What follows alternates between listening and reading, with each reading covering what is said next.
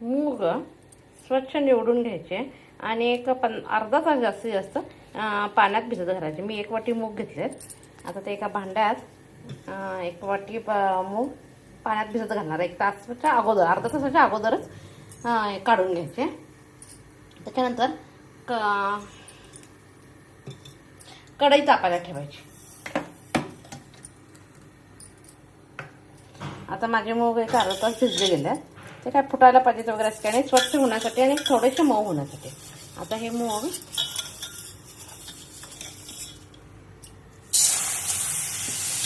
भाजून घ्यायचे चांगलं.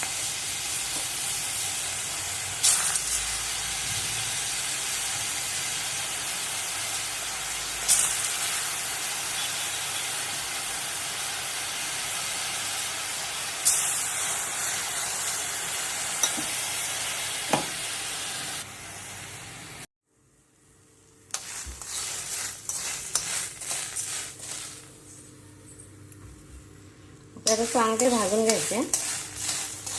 भाजायचे म्हणजे आपलं पाणी पूर्ण गेलं पाहिजे आणि साधारण असा वास यायला पाहिजे खमंग भाजल्याचं. 5 ते 7 मिनिटं भाजून घ्यावं लागते.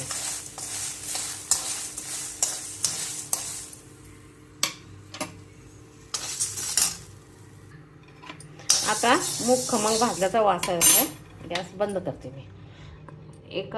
ती मोठी वाटी घेतलेली मी मुगाची. मी लहान वाटी गूळ घेतला. आपल्याला पाहिजे तेवढा कमी जास्त करता येतोय. 4 वेलदोडे घेतले आणि ओलं खोबरं घेतले. आता काय करणार आहे, हे मूग गार झाले की मिक्सरला बारीक करून घेणार. थोडेसे गार होऊ देत. मी मिक्सरला पहिल्यांदा ते बारीक करून घेणार. त्याच्यानंतर परत हे 3 मिक्स करणार आहे. पहिला मूग गार होऊ देत. मिक्सीमध्ये घालून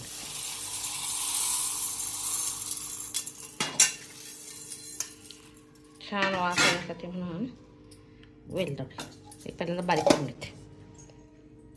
पावडर तयार करून ठेवायची. आपल्याला पाहिजे तरी वापरायला येते. आता मी थोडी काढून ठेवणार आहे.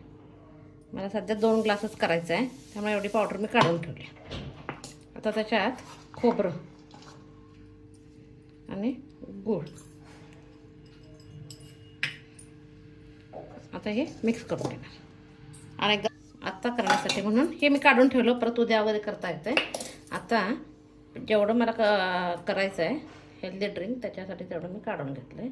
आता एका बाउलमध्ये काढून घेते.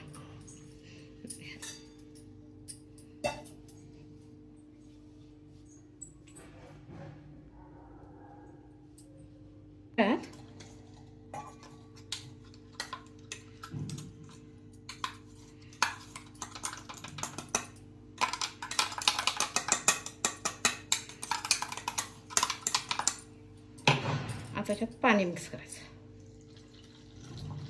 थोडंसं.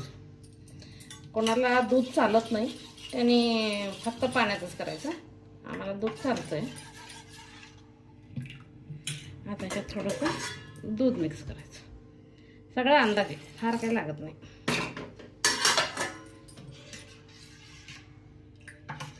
हे समर्थ उष्णता कमी करण्यासाठी पण चांगलं आहे.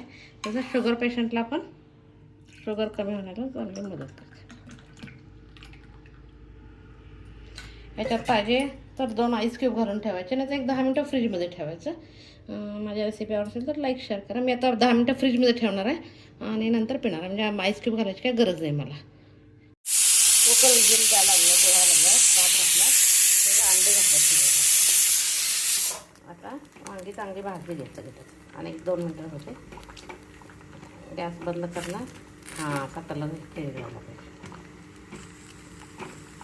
तिकडचं हे करेक्ट भाजलं गेलं कोरून. ते अजून जाय व्हायचं कारण जरा मोठा आहे नाही, लवकर होईल. गार झाल्यावर त्याचं हे टाक.